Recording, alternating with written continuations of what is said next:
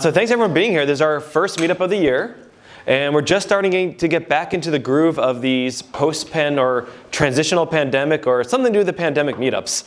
Hopefully towards the tail end of it, but I don't know. So it's good to have everyone here and everyone who's watching virtually. Good to have you folks here too. So everyone is excited to see everybody. It's good to have people in a room again. It's been a long time since we've had people in a room for one of these meetups.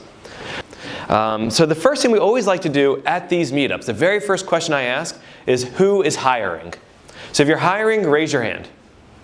All right, 2 of you are hiring. So stand up and tell everyone what you're hiring for, what company you work for, and what you want people to do. Sure, yeah. My name is Benjamin Carlson.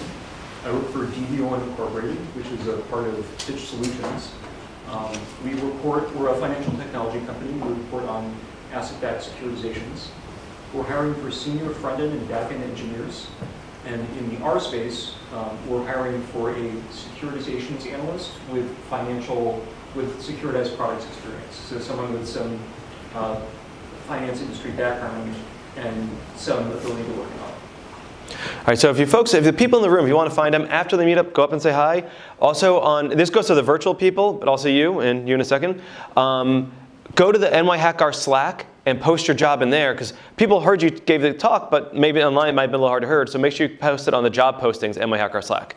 Ipek, you were trying to hire too. I'll give you the mic since you're right next to me. Hi, I am hiring for a postdoctoral fellow, or scientist, or whatever jargon we use in your organization for that position, for specifically to help me out on a new NIH-funded R01 grant that focus on developing, evaluating digital patient-reported outcome measures. I'm specifically looking for, I don't know if it's visual thinking, but anyone who has expertise in distributed lag models, as well as various functional data analytic methods. So if you are one of those people, or if you know someone who's very much, I also have a posting on LinkedIn, so if you were to look up, like search for Mount Sinai postdocs, my name, I don't know, it should come up somewhere. So. And you'll post it in nyhackr. Yes. All right. So for those of you on video, if you couldn't hear that because the 2 people with the jobs didn't have microphones on, that's DV01, DV01. DV01 is hiring and Mount Sinai is hiring, and they'll hopefully post it on the nyhackr Slack, and you can find it there. I myself am hiring at Land Analytics for a account executive position, as well as data scientists, Linux engineers, whole swath of things. If you're in person, say hi to me. If you're virtual, you know how to find me through the Meetup or all the other channels to find me. All right. Anyone else hiring? Last chance. And people virtually, post in Slack. All right, next up. Those of you who've been coming here in the past know that we are obsessed with pizza at this meetup. So today's pizza is from Prince Street Pizza. So please get out your phones. Folks virtual, I'm sorry you can't do this. Hopefully you have pizza. Actually, one thing we always do virtually is tell us where you got virtual pizza from. Wait, tell us where you got real food from in the virtual channel. People here, go to your phones, bit.ly/pizza poll. Those of you that know me know we've had this pizza poll going for like 10 years. We've been collecting data for 10 years about the different pizza places we order from. We do it from all around the city, well, within a delivery radius of where we're hosting the meetup, and we're very excited to do this again. So remember, Prince Street Pizza today, if you go to bit.ly/pizza poll, all lowercase, don't do camel case. Camel case takes you to some magazine. Lowercase takes you to our pizza poll, and you can go rate the pizza on essentially a 5-point scale. There's very scientific data. There's actually been paintings made of this. Thomas Levine made a painting of this. He made like a bar chart, a painting of a bar chart faceted over time. It was really cool. There's actually a live data visualization at nyhackr.org. Speaking of which, nyhackr.org, if you want to learn more about the meetup, go there. If you want to see 13 years worth of videos, well, 13 years worth of slideshows, 9 years worth of videos, go to nyhackr.org. We have all the videos up there. So before I make the rest of the announcements, I'd just like to thank BrainStation for hosting us.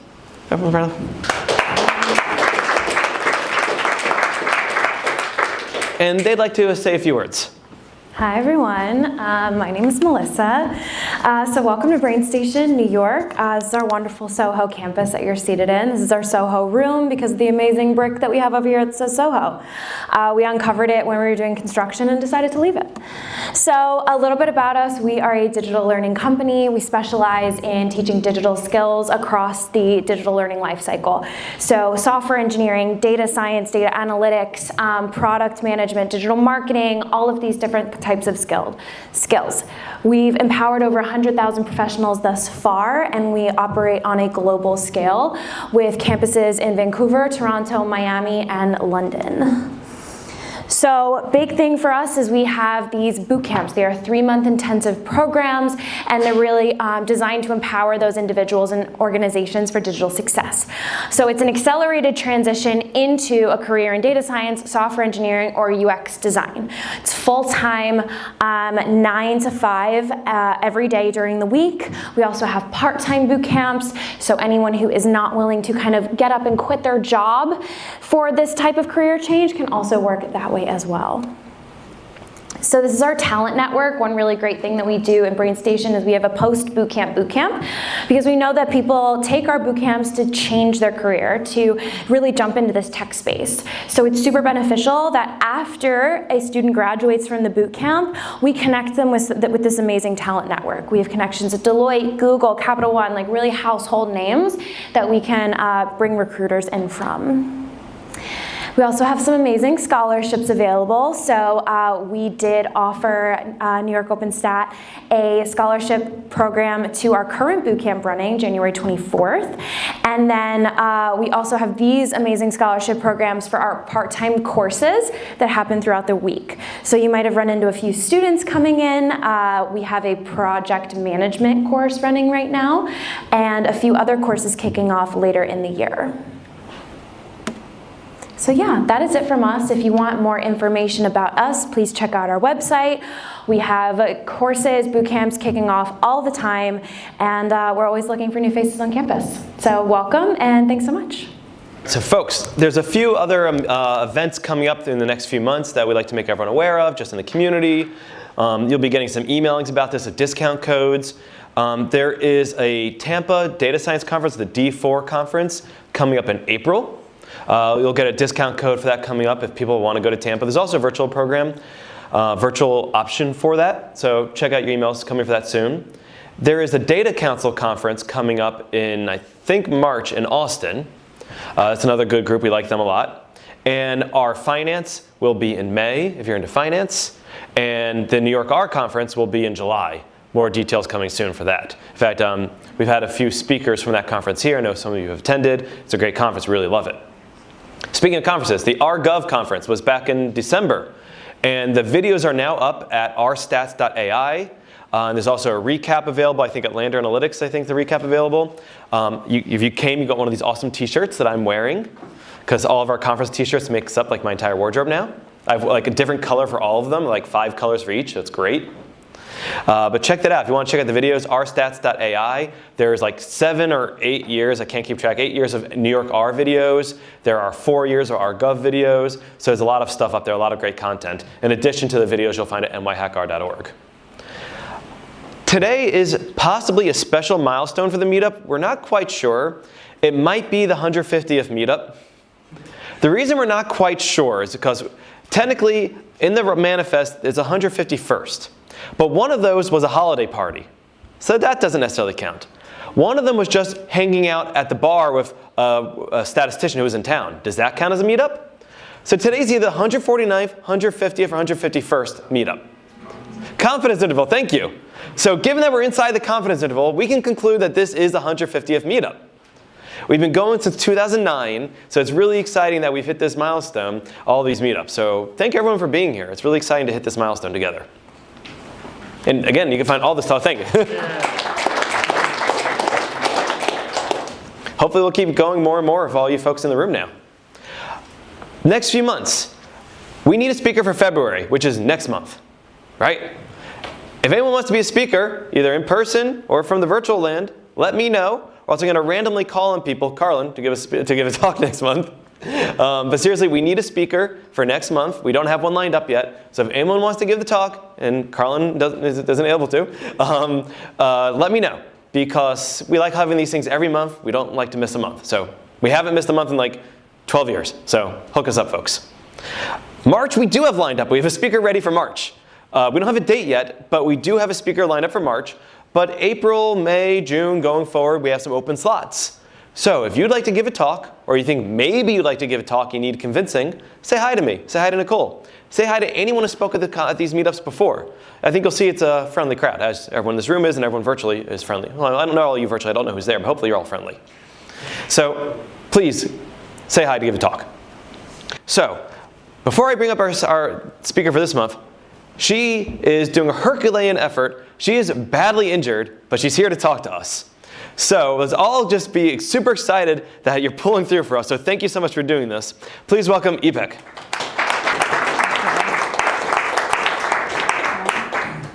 Okay, hello everyone, good evening. Thank you for coming out. I'm very excited to be the first speaker of 2023 of the Meetup series, and also the speaker of the 150th Meetup. Let's just assume it's 150th. Good confidence interval. So before I begin, a few disclosures. I have no financial or other conflicts of interest associated with the talk that I will be giving today. I'm funded, my work is funded by an R01 grant from the National Institute of Health, and as well the House of Platter Institute of Digital Health at Mount Sinai. The study and the data that I'll be discussing tonight come from a pilot seed grant that was funded by the Columbia University Data Science Institute, which is where I was up until last summer. And the last disclosure I'll make before I continue is I'm suffering, well, I shouldn't say suffer, I'm trying to be more positive. I have a herniated disc and nerve damage in my back. So if I make a funny face during my talk, it is not you, it is me. Apologies in advance. Okay, and now with that disclosure, back to regular programming. Okay. So I am an assistant professor at, as I said, at the House of Platter Institute for Digital Health at Mount Sinai, and as well the Icahn School of Medicine there. And my research revolves around this idea of best practices for integrating the various fast expanding or advancing mobile health technologies and various machine learning methods to patient-generated health data towards elucidating some of the currently open research questions in the field of women's reproductive health, for example, endometriosis, and as well questions that pertain to patient populations that are at increased risk for various health disparities, for example, sexual and gender minority adults. Now, one of these two patient populations that I mentioned have some common features to them, both from the clinical perspective and as well the data perspective. From the patients or the clinical perspective, these individuals tend to be less likely to seek healthcare, or they are harder to reach in clinical settings. So either they're less likely to seek healthcare actively due to a variety of reasons, or they have their access is somehow impaired. So they're less likely to have access to proper, adequate healthcare, right? Again, due to various reasons. And as well, we see that in both their health status and as well potential social determinants of their health and disease status tend to be less well documented in standard clinical documentation. So for example, the electronic health records. From the more data perspective, there tends to be less already collected data available for secondary research, for example. And this pertains to both the granularity and the quality of the data. And as a consequence of all of these factors, there's less a priori knowledge, a much smaller body of literature than there would be otherwise, which of course is required for us to generate hypotheses, which are required for us to conduct a formal scientific method-informed research. So in these scenarios, the direct patient input or direct input from the individual in the particular context is particularly useful because it can augment our understanding of the patient's health status, give us a more comprehensive profile of their how they're standing, and as well monitor their response to various treatments, for example. And this direct input can come from wearables and sensors, so it can be passively collected data, and as well it could be actively contributed, patient-contributed data, right? And as well, I'm including ecological momentary assessments here as well, so these are research prompts. You send a prompt to collect data versus they track whenever they choose to. And these techniques are particularly powerful when we combine them with the appropriate statistical or I guess data science, now that's the term we should be using to be cool, various techniques, so as to give us a even better glimpse into their health status.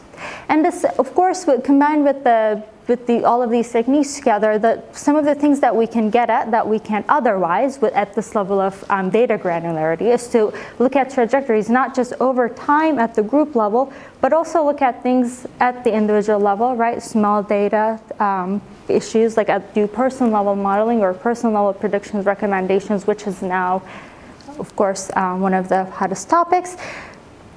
And get a little bit more technical and do comparisons and assess at what level we really should be tailoring, or in what context these individual versus group or subgroup level techniques are actually useful or necessary or not necessary, right? As we'll see in some scenarios. Now, when you are dealing with these patient populations, when you don't have enough already collected data, what can you do? Well, you conduct your own exploratory pilot study as a starting point. So that's what we did with my colleagues. We aim to, I'm going to give you an example using this recently completed study of ours that focused on sexual and gender minority adults and looking at their ambulatory health metrics. And I thought, given that this is the art community and some of the varying interest areas, I thought this was a good case scenario, good story to share, partly because I think pilot studies are a lot less discussed, but paradoxically, they are a commonality, especially in clinical settings. They're a reality. We have to do them for many reasons. Not least of which is that we are required to do them to inform the design of our big future study that we submit to NIH to seek funding, and then if we have good estimates and effect sizes, then maybe we can apply for bigger grants, and that's the most important thing if you're in academia. If there are any academics, you know what I'm talking about, but maybe not, looking at your faces. Maybe no academics. It's okay. So you should feel good, maybe good about yourself. You don't have to deal with this. But anyhow, in case there's someone from NIH watching, I'll just move on. Okay. So let me motivate the premise and the study background. As I alluded to earlier, the goal of the study was to investigate ambulatory health metrics among sexual and gender minority adults, and we specifically focused on Black and Latinx sexual and gender minority adults. So this is a multiply stigmatized population because they belong in two minority groups. And the premise was centered around the minority stress model framework. This is an empirical, evidence-based framework that postulates that environmental stress, or individualized minority individuals who are chronically exposed to various environmental social stressors, are more likely to experience various impairments in both psychological and physiological health outcomes. And this is caused by both not just the psychological stress that it imposes on them, but as well the forced adaptation that they have to go through. Somehow they have to adjust, go about their days, function in some ways, but then the stress inducer isn't going away, even if they are masking however it is required from them. So it results in a whole host of adverse or unpleasant health outcomes. So that's the general framework. And this framework, as you might imagine, has many determinants, many factors go into measuring this, if you wanted to measure the whole or kind of evaluate this whole model. And as a part of this model, the argument is that these stressors are unique to these individuals, right? So it's not experienced by non-stigmatized individuals, that the theory suggests. That it is chronic and it is socially based. So there are many things in the individual's environment that could be contributing to these outcomes.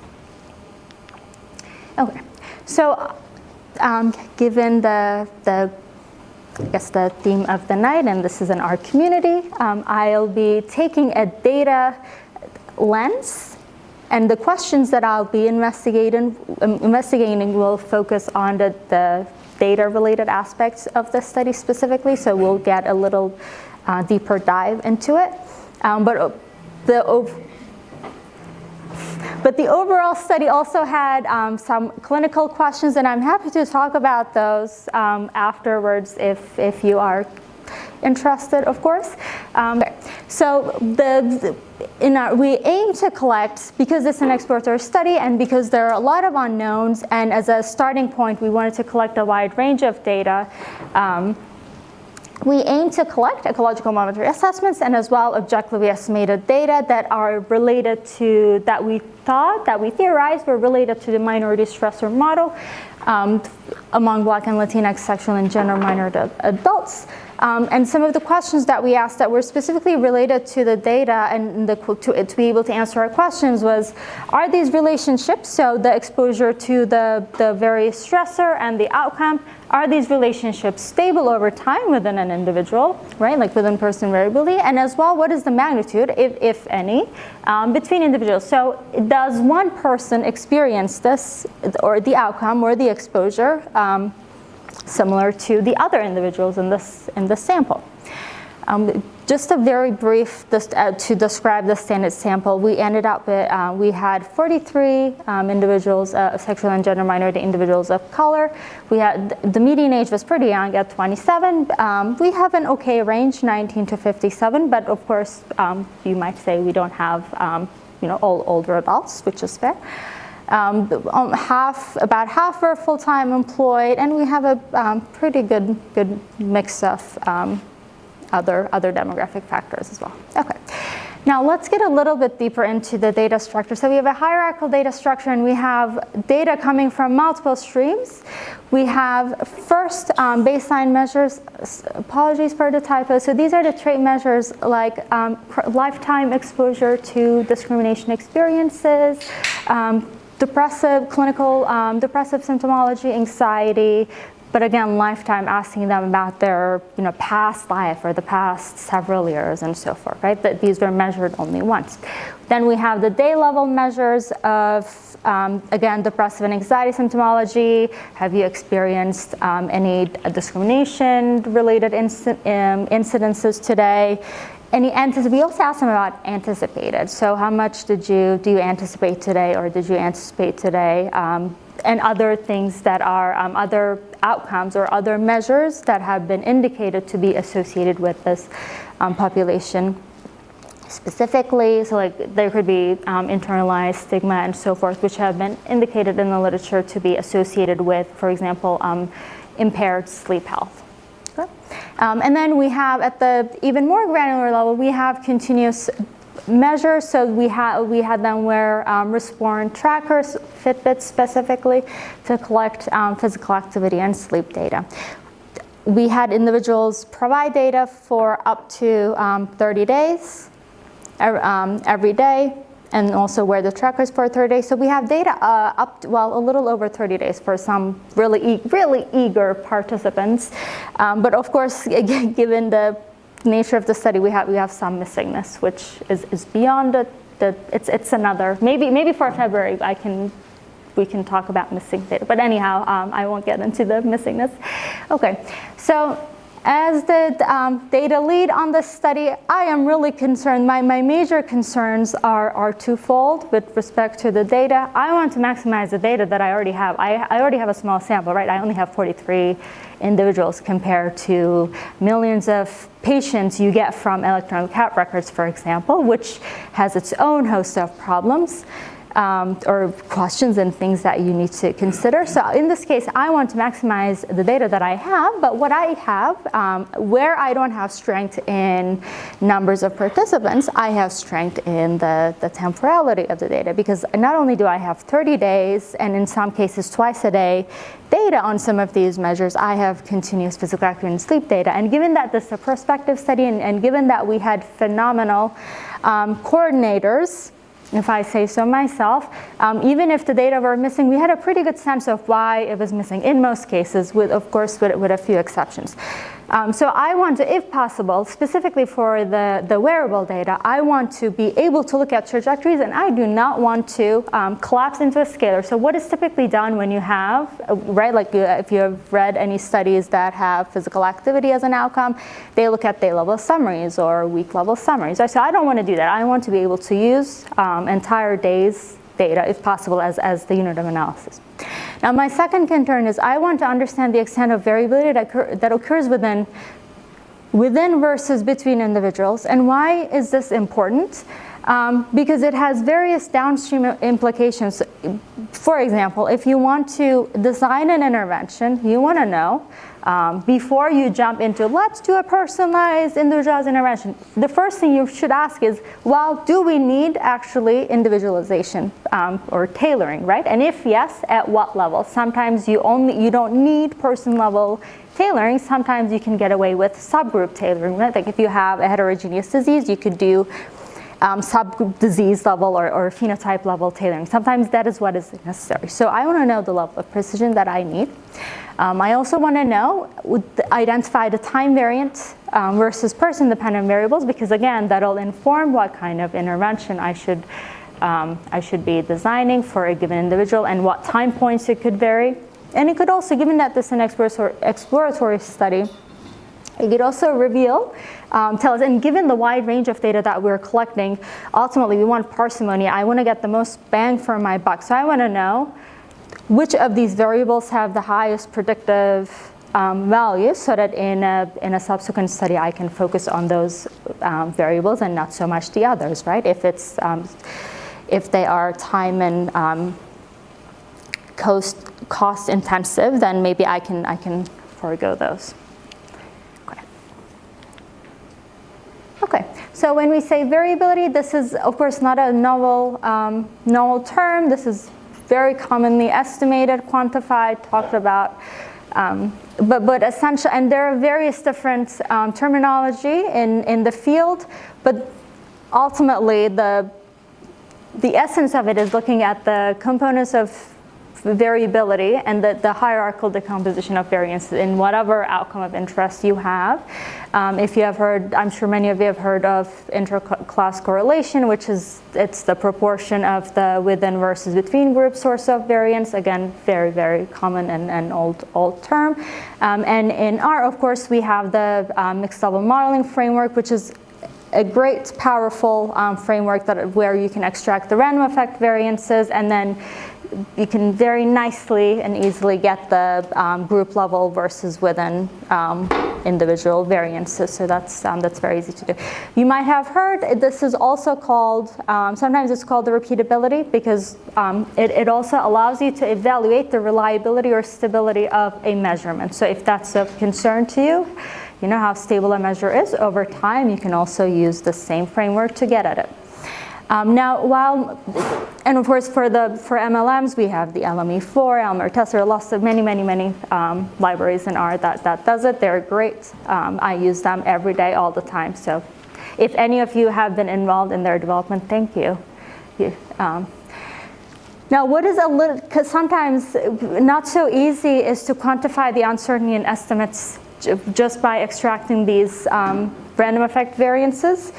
And thanks to Google, I found out well, it has been a while since I found out, but anyhow, I still Googled to find out. There is this RPTR library. I don't know if it's pronounced repeater, I don't know, but there's this library which is wonderful. It's built on the LME4 actually library, and it allows you to run a likelihood ratio test and give you, quantifies the uncertainty in estimates. So that's really nice. So if you're publishing and if you need p-values and if you need, the test that you can write about, this, you can do that through this library. So it's great. Okay. So using, again, I'm trying to give a, feeling of coding, live coding. So pretend that we're live coding these. That's why I put the codes. I know you all know what the linear mixed model fit output looks like, so you can ignore if you want. But the point being, when using the RPTR library, you can do the repeatability estimation. And I'm using here, now I provided examples from 2 different hierarchies of data. One, I have the depressive scores, daily depressive symptoms that we collected, the EMA data from the participants. That's the PHQ-4 scores. And then on the right, I have step counts. So these are, so these are the step counts from the Fitbit. Now the main thing to really notice from this is that for the depressive scores, about 33% of the variation is due to between individual due to person level factors. So that's quite a bit of variability, whereas for steps, it's actually very, very small, even though it was statistically significant. So it was very small, which I am not surprised, to be honest, because there are a lot of factors that go into someone's activity pattern. Mind you, the step counts, the day level or the hourly step counts you get from the Fitbit don't tell you whether it's leisure or whatever, like what type of physical activity it is. So it's, of course, there's going to be a lot of other residual variance that's involved. Now, but you might say, these visuals are nice, but I want something more visual. Well, again, credit goes to Tristan Marr. I have not met Tristan Marr. Have any of you met Tristan Marr? Tristan Marr has this wonderful blog where he puts his R codes on various techniques. And here I found, I used his codes to generate these plots. These plots plot the same data as the PHQ scores here that you're seeing as a summary. This is from each individual. So I faceted the daily PHQ, the depressive scores from each individual. And what you're looking at is what happens with different considerations of the pooling of the variances, right? So if I assume that these are all completely independent, so there is no pooling where the model is blind to every other individual's data, versus if I ignore the hierarchical structure of the data, and if I just assume that the data come from the same individual or everybody is identical to each other, versus there's partial pooling. So I have the mixed level model where I have, I'm including both fixed and random effects. So you, based on the amount of data you have per person, you're seeing the lines overlap. So if you have more information from the person, they're going to be closer. When you have fewer data points, they're going to be further apart. So and what happens is model pools, there's more pooling, more shrinkage, more pooling happening of the individuals who are further away, right, from the average. But you might say, well, these are a lot of black dots. It's 7 p.m. I don't want to have to spend more brain energy on this. I completely empathize, because when I made these plots, it was an early hour of the day, and of course we all have better focus. So here is a better plot of the exact same thing. Now this is a topographic map, and thank you, Tristan, who also thought of this potential problem.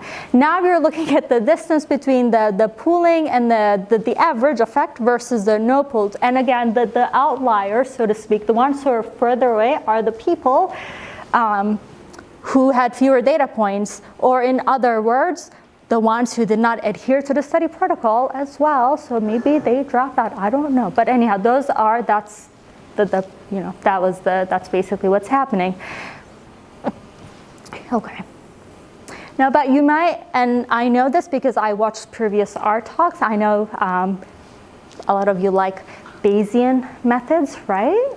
Right, so Jared might have been thinking, well, this, LME is nice, but there is also BRMS, the Bayes, the R STEN-ARM, and you might even say, Ipek, you took the STEN-ARM workshop in 2020, April, you should be using, where's your RSTAN file? And since I took the workshop, I'm now an expert in RSTAN and Bayes, of course.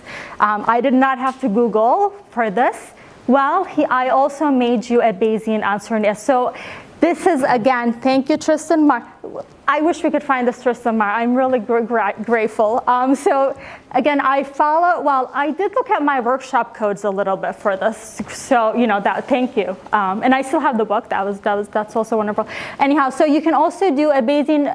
Again, I'm plotting the same data, but what I'm now doing is instead of one line per person, I have a whole distribution. I have 4,000 lines. Now I have a distribution per person.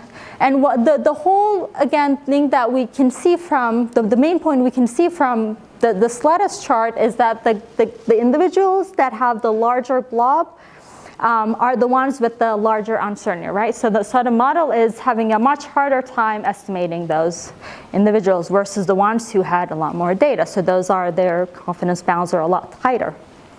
So yeah, so if you're a Bayesian person, this would be the figure to look at, and you can ignore the previous figures. So, and everybody is happy now. And again, this is, I guess the side point is, data points matters. The temporal data really matters.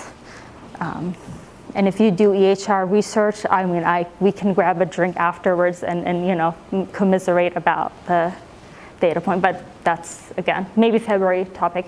Okay, so now you might be thinking, well, what about, Ipek, you also mentioned that you have the data from the Fitbits, and you made a big deal about the scalar versus the trajectory data analysis. So we can also look at the temporal fluctuations at the more granular levels. And then we can include not just the person level, the days, but then we can also put in hours of data, for example. So now you have, you can work with three-dimensional data, if you will, or arrays, or data cubes. You can Google it, but I just made up data cubes. I don't know if it's an actual term. It's not from Tristan, so you can blame me if that makes no sense. That's my fault. Okay, so let's consider now the three-dimensional data scenario, and I'll use physical activity from the wristband trackers as the example. And definitely, I'm happy to talk more if needed. But a two-sentence, I guess, background motivating summary of why study physical activity and sedentary behavior, because it's a major public health concern. It's associated with a long range of health outcomes, and it's both its adverse health outcomes and as well as its lack of it is more prevalent in the patient population, these more at-risk patient populations, and both patient populations that I mentioned in the beginning of my talk. So that would be important to keep in mind. And in terms of looking at the temporality of the activity, more recently, there has been a lot more focus on distributing your activity. So many of you probably already seen the national health guidelines on, like 3 times a week of 150 minutes of activity, or this much steps, whatever, like 7,000 or 10,000 steps, these arbitrary numbers. What we're now finding out is that it is actually just as, if not more important, to distribute your activity throughout the day. So for example, if you're going to the gym in the morning, running your heart out for an hour, but then if you're sitting for the next 16 hours, you're erasing the health effects that you're accruing in the morning. So now the guidelines are shifting to, stand up every hour, or walk throughout the day, and so forth. So that would be the other rationale for focusing on the timing or the pattern of the activity. Now in this, again, keeping in mind the pilot context of the study, the main question the first question that pops up oftentimes is, are there different profiles of physical activity trajectories among these individuals? Right, before making any inferential or trying to test any other inferential, I guess, questions or relationships, and if there are different patterns, in what ways they differ, right? Because maybe they don't differ. Maybe everybody has the same pattern of activity. I mean, could be, right? And in this case, again, I want my unit of analysis. I don't want to aggregate my physical activity data. I don't want scalar data points. I want to cluster trajectory data. So I want the entire data curve. So the curve of both 30 days, but also 24 data points to be the whole unit of analysis. So in my model, I want that to be entered as a single data point. I don't want discrete 30 times 24, whatever. I don't want to do that, okay? That because those model has different underlying assumptions. Okay, so what do we do? Well, the functional data framework to the rescue, the functional data what makes functional data analysis unique is that the collection of each unit of analysis is a collection of discrete observations. So you have data curves. And what you do is that you take the curve of data points, and before you put it into a model or you analyze, you create basis functions, you smooth and synthesize the general trend from all of these discrete or really wiggly lines. And then once you find a trend, the general trend that you feel confident that it represents the data points, then you do your regression or whatever modeling you want to do. So in this case, I want to do functional clustering. In a previous talk, I had talked about the FunFem package, where it's a probabilistic functional clustering method. In fact, I talked about this at the New York R conference in June. So this is a really nice follow-up. This is episode 2, I guess. So that was, and one thing I said in that talk, and it is true, that's why I said it, one limitation was that it did not allow you to cluster when you have repeated or nested data sets. So if you have repeated measures from an individual, you couldn't enter that. You had to get a person level average, right? And then it would cluster. Well, Bouveyron et al., I think I ruined that last name, so I apologize. But the same authors created FunLBM. This is functional co-clustering of latent block modeling based clustering. And this package allows you to cluster nested data. You did not see that coming. So, surprise. So with this package, you can cluster not just rows of data, right, like your trajectories of data, but also columns. So in this case, days, based on our data set. Even though for the purpose of this talk, I'm not so interested in clustering the days. Although, for example, if you want to study seasonality, that would of course be very interesting. Like if you're looking at electricity consumption across different neighborhoods, then you would want to do seasonality. Like that's, but we did not look at electricity consumption in these individuals. So I won't get into it. Okay, so this library, the model allows you to cluster rows and columns, and you're working with data cubes, so you need to convert your two-sentence data processing summary. I'm definitely not an escape. My R file looked very embarrassing when I was trying to convert my data set into arrays. I had to do a lot of Googling, but I managed. So you need to have an array of individuals and then days, and then you have, in our case, 24. The third dimension is 24 because for each hour. And then the rest is very easy. The model takes care of it. It also allows you, so the way you in these models, because you're using model fit indices like the AIC, BIC, et cetera, it's all relative index, so you do need to test multiple. Ooh, was my microphone not working all this time? You just weren't holding it before. Okay, so I guess for the sake of those who are virtually watching, we'll just start from the beginning, I guess. Okay. Okay, sounds good. So anyhow, so because it's comparative fit indices, you do need to test different models.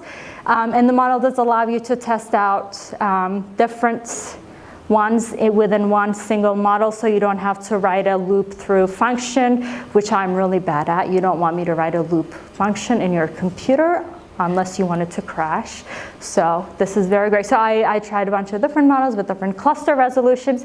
It allows Fourier basis. I did not get into the details, but when you're picking your basis functions, you have different options, right? You can do the most common B-splines.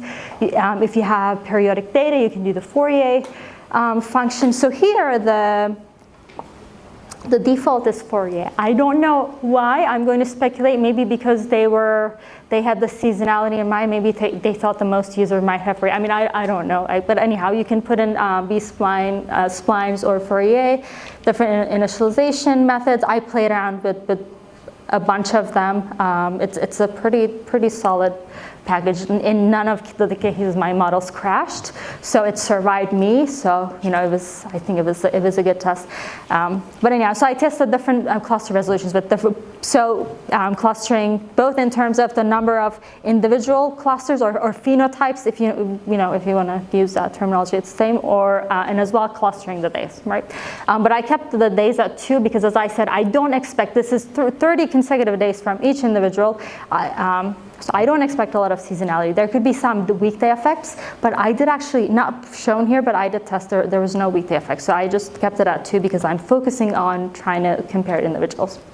Now again, for purpose of giving us the live coding experience, I put the code input and output there. But essentially the model suggested that the best cluster resolution was the one where you've had 3 clusters of individuals based on the relative fit indices.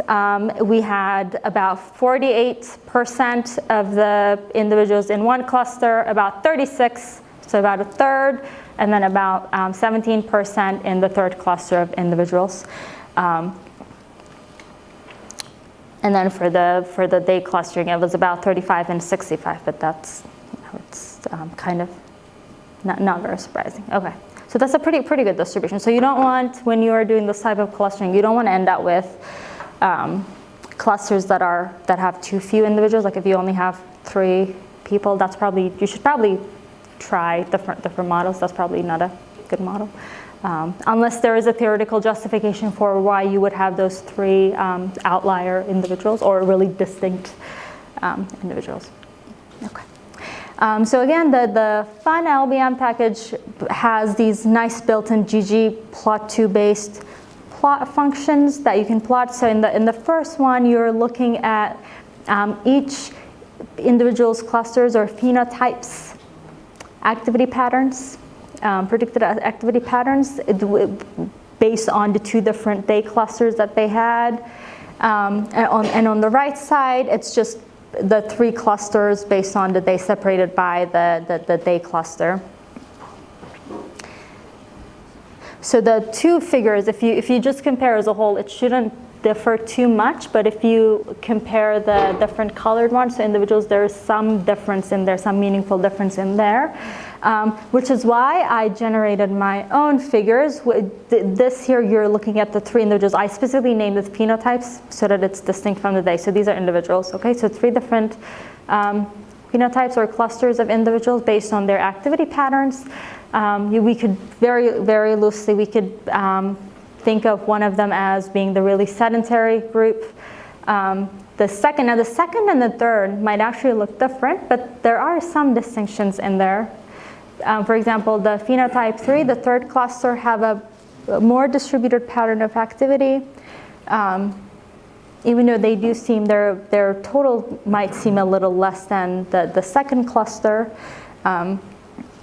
And they wake up a little earlier. So the second group is a little late riser. And there are further details that you can notice, and a lot of these things can have important implications for you, and in terms of what time they start their activity, what time they end. For example, if you are looking at nighttime activity, insomnia, etc. People who have, for whatever reason, might have nighttime activity, that would also be relevant in these scenarios, that you can kind of detect those nuances, which is the range confidence intervals or yeah. percentiles? Confidence intervals, yeah. Okay, so now putting the steps into perspective, I did I committed the crime that I've been calling all along. I got day level sums just to have some sort of a, I guess, comparison, visual comparison. You're looking at the total day steps, morning, during the day, and evening. These are based on from the times they woke up to times they went to bed. So it's not necessarily at the same hour, but from each individuals.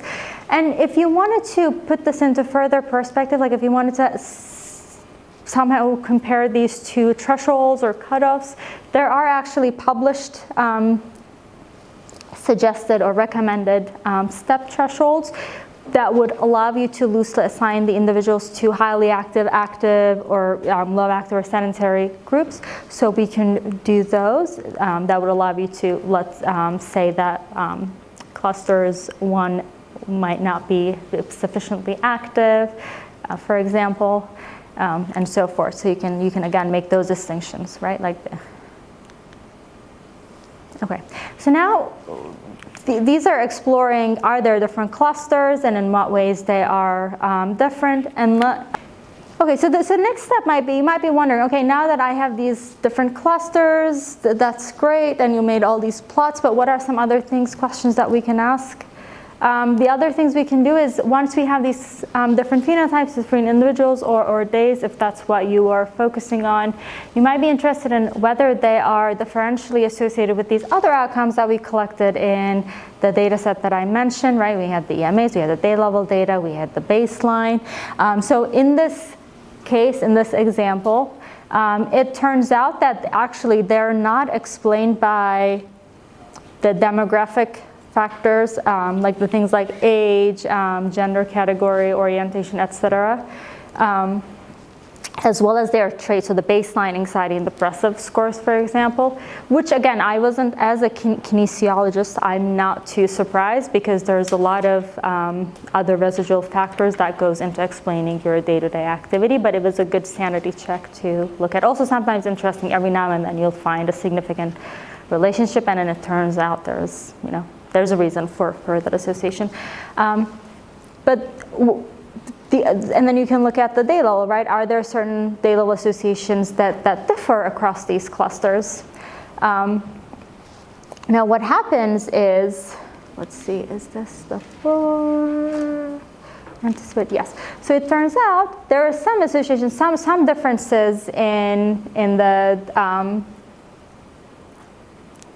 baseline depressive scores. They do explain, no, excuse me, there's with the baseline, there's no difference. But what happens is at the day level, so I remember I had mentioned, we also had them report their anticipated discrimination experiences, for example, as a part of the minority stress model framework. It turns out there are some differences across these clusters. So that is one thing that you can do. Now, one thing to note here, and I didn't get into that, is of course if you do notice an effect like that, it's the next logical step is to go further into looking into why, because there could be other factors that are impacting, imposing on, or explaining this relationship. So those could be, this would be the starting point for further probing some of those relationships. Okay. So it's, in conclusion, why do we do all these data acrobatics and go through the trouble of collecting all these different data at different levels? It's really the collection of data, of course, that's a big task, but it's also important as we collect and as we're analyzing, even if they are a small pilot data from just 43 individuals that we spend a long time collecting data from, it's important to think what techniques we're using and whether there could be techniques above and beyond what we already know that we could implement to get more out of the data that we have. And this is particularly important if you have an already small data set that you're trying to maximize and make sure that you're analyzing correctly so that you're not getting these potentially not so correct inferences, right? Like not forcing just, maybe you have seen some in the literature where they just force a linear model on whatever variable they have. It's just like an ANOVA or a linear model. Every time it's a linear, even though it's not a linear relationship, they just force a linear regression. I don't know why, but so we should avoid doing that, of course. And the other advantage, of course, we can characterize the phenotypes based on trajectories, which yields additional information that can augment the patient, the profile of the patient, of the individual, both in terms of not just their health status, but other day-to-day, their unique personal environmental factors that could, again, inform other things. And of course, having the passive data collection, I'm always all for it, not just because I'm a kinesiologist, but it's low burden, low effort, and it provides a lot more information. And in this day and age, it's so much more easier. And as I mentioned earlier, that has relevant for tailoring care. So if you, in this case, we probably don't need 43 different methods of delivering the same intervention. Maybe I can get away with just 3 different intervention designed if I'm doing something related to physical activity, for example. So that, it's okay. It doesn't have to be that sometimes the precision needs to be determined for its level. And in the bigger picture, stepping out of this pilot study, the focus, the bigger picture is the data-driven symptom self-management. It's more popular, and of course it's very useful, and that's what I study. Of course I'm biased that it's important, but it's a complex and interdisciplinary issue. There are a lot of questions that goes into making these decisions, and it requires a wide range of techniques, so that's something to consider. What are some of the techniques that I have in my toolkit? What are some of the other techniques that I might need to enrich my toolkit so that I'm making these data-driven decisions in a more informed way, and to maybe address our blind spots in the more technical way. And yeah, if for those of you who are curious, where is this study going? Is this it? Are you going to try to publish this plots with no axis labels? No, that's not it. I just couldn't find a way to add ggplot extensions to those plots, but so there are, as I mentioned, we asked some exploratory clinical questions. One of the main things that focus on is sleep outcomes, because that's a very major public health concern, especially among sexual and gender minority adults. So we are looking to compare person level versus group level predictive models in terms of their predictive performance. Of course, the more personal ones will have better prediction, but we'll be looking at some of the hyperparameters and so forth, and looking at which models are best. And then identify potentially modifiable psychosocial factors so that if you are designing, we know what to intervene on, right? Which are important because you can't intervene on factors that you can't modify. That's, I guess, a lot of money spent on a not very good way. Okay, so with that, I'd like to thank you, and these are my collaborators, and there are many more, but these are as many as that fit. You can contact me and connect with me through there. I don't know why I don't have my LinkedIn, but you can look me up. I also brought some cards, so feel free to pick one. And with that, I'm happy to take any questions.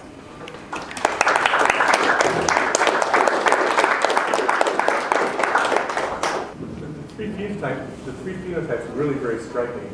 I mean, so difficult to get people even to come into a room together at the same time and sit down and to see that they're slacking off and then going up. Yeah. But you found no correlation. Have you thought about looking in like their medical records and trying to find another way of identifying phenotypes without actually looking at the steps? So their patterns, of course, are statistically distinct. That would be like as a consequence of the clustering. So they do have different patterns, and that in and of itself, depending on the clinical context, is important. So as I said, like if you are interested in doing a sedentary behavior intervention, you know that cluster 1 is really important to focus on, because not only do they have a narrow bound of activity, but it's also way below the threshold of what has been established to be, the minimally required amount. In terms of the timing, you might say, for example, well, the second group, they're kind of inactive in a day. Like if you know that they wake up but then they're sedentary early in the day, maybe you might say, okay, like I'm going to do a JEDI just-in-time intervention, and in my JEDI, I'm going to deliver the prompt in the morning to these individuals. Whereas for the third group, you might say, well, they seem to have a slump in the middle of the day, in the afternoon. Let's say they're in the office and they're sleepy and they take a nap or whatever. You can say, okay, I'm going to deliver my prompt in this JEDI for these individuals, and maybe I'll wake them or something, or like tell them, go have some coffee and take a walk around the block or something. So that in and of itself is informative. In terms of looking the association, I did find there was an association between the patterns and anticipated discrimination. I can cautiously talk about it, but I want to be very cautious and not, make any. Correlated with both culture and genetics. So it could be, or at the very, if we wanted to keep it. Age was not associated, but it could be like if you adjust it for some of the other factors, could be. My sense is that might have to do with what they're doing that day. Like if they're at work, if I already have that assumption, let's say, if that's something that I experience, if I'm going to work that day, or if I'm going outside a place where I would anticipate that discrimination, then of course, I'm going to be more active that day. Whereas if I'm staying home, then I wouldn't anticipate that discrimination experience. And I'm home, so I'm less active. So that could be a third, intervening variable. So that could be it. So that would be something to further probe. You know how many days of observation you need to identify what phenotype a person is in? The minimally required. That would be, let's see, did I do a predictive? I remember using the refund package, which is another functional data. I don't know if you're familiar with another FDA package. I did do some predictions, but I'm trying to remember what was the minimally required. I had a large, not for these guys because it's just 43, but I remember that if you wanted to do information pooling, i.e. if you wanted to somehow use information from one person to be able to predict the other, I had a sample of 120. That's the work I presented back in June. I know I was able to do pretty decent predictions with that one. For these, I would just keep it, if I were doing the test, train, validate framework, I would just keep it within person. So I would maybe say, if I only have 2 weeks of data, can I predict the next 2 weeks? But there is some, on the EMA, in the EMA literature, there is some evidence, some studies demonstrate that you, for example, only need 2 weeks of data to be able to predict the next subsequent days. Somebody be compliant for 14 days is not easy. How many dropouts did you have? Oh no, 14 days is not bad. It's if you're doing prospective data collection and if you have a dedicated coordinator and if you really maximize, if you have a team of people who have experience with this, it's suitable. So actually getting people really to if you get eager people. They are, again, these are populations that tend to be already eager to do, especially, for example, as I said, I do women's health research, and especially patients with endometriosis, they already self-monitor. So they are very eager and they provide a lot of data. But for the general, if in your scenario. Are these already biobank participants, or are they just people that? No, these are not biobank people. I think, with respect to things like physical activity, people, unless there's a major change in their life events, their patterns tend to be pretty habitual. It doesn't change, unless there's a COVID and then another COVID and then their activity. But besides those instances, they tend to be pretty steady in there. Even with, I didn't get into it, but a lot of the psychological measures, day-to-day, they were also pretty consistent. There were a few people where it widely varied.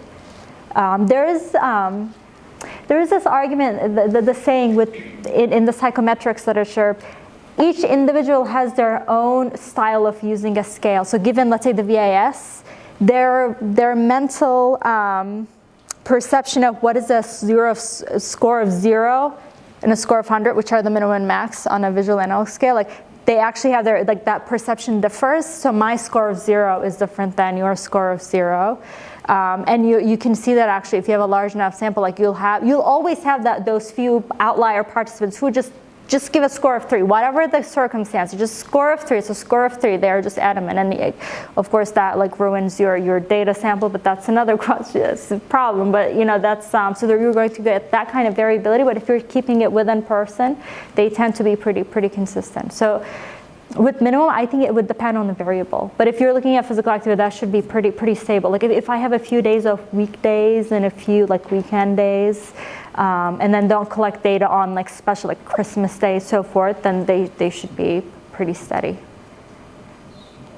Question back to, maybe you might want to switch back to the slide with the 3 phenotypes they bunch together like activities. Is those phenotypes of like a representative fictional person across this model results? Or is it representative across the groupings of the? Mm-hmm. So these are observed.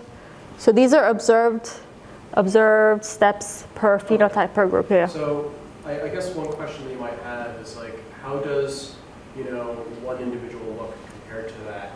For when you're trying to do just-in-time intervention, you're going to want to see like a significant outlier, but someone might just have an outlier because I have to be on a plane. I don't want to be annoyed by notifications that I'm sitting on a plane for the next 8 hours.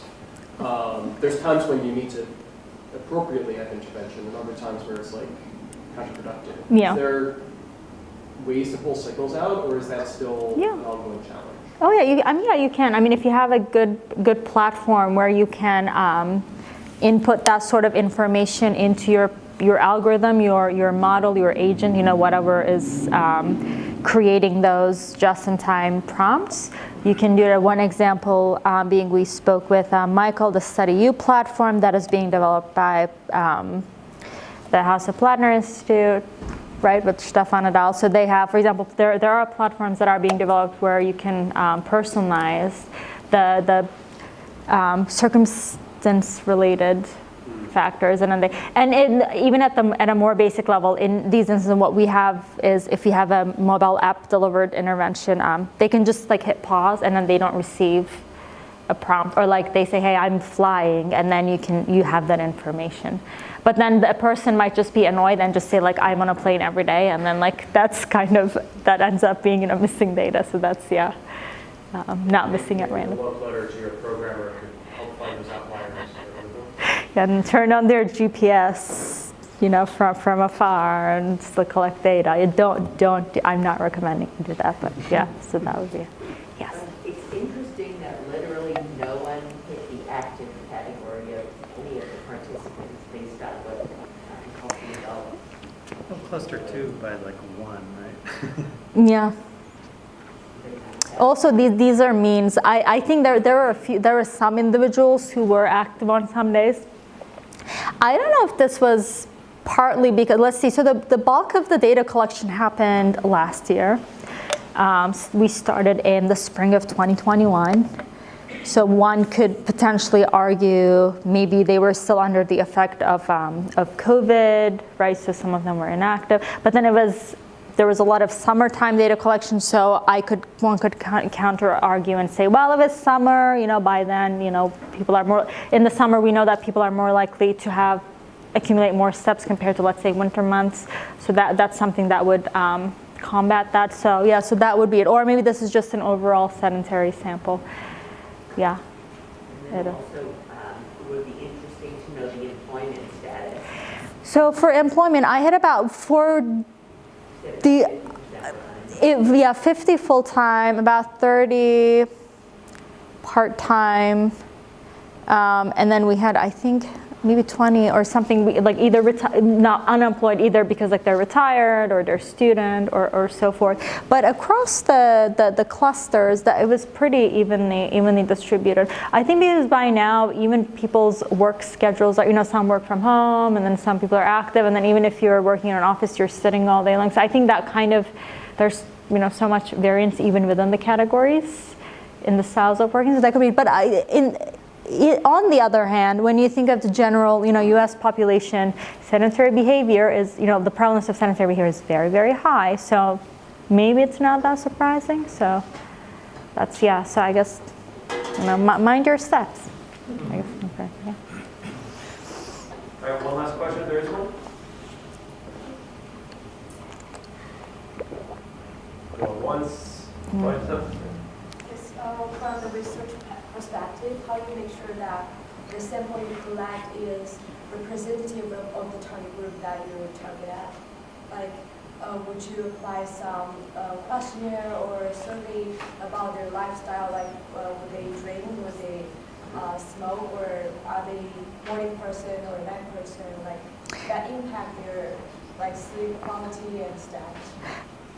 Well, so I feel like you asked me two questions in one question. So first part was, how do I make sure that my sample is representative of the population? In terms of the population, we're interested in Black and Latinx sexual and gender minority adults, and we had ultimately 100%. I mean, we did hit those criteria. We did enroll from across the United States. I think the bias here would be, of course, there's of course the selection bias because, right, it's all, the research is based on consent, like you can't have unconsented individuals. So maybe you can say by way of choosing to be in this study, there might have been some factors that make them, different than the rest of the population.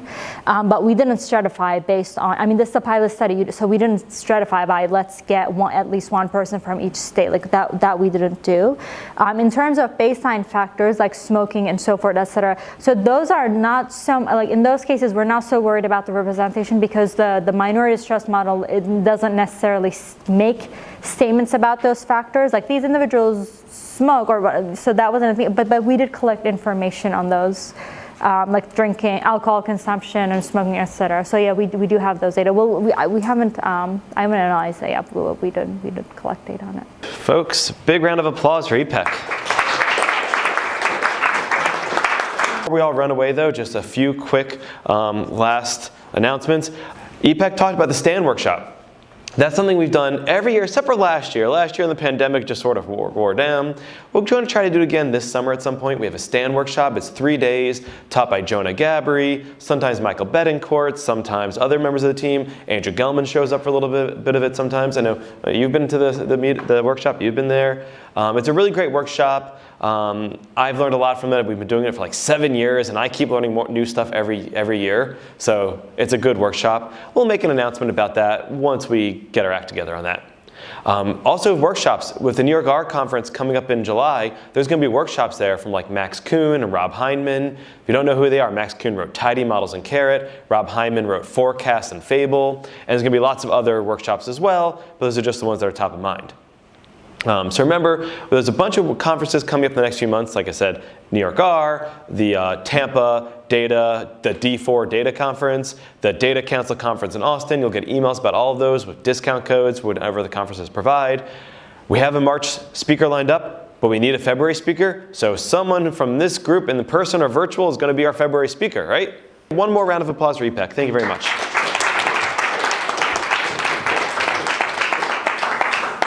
Goodbye. See you next month.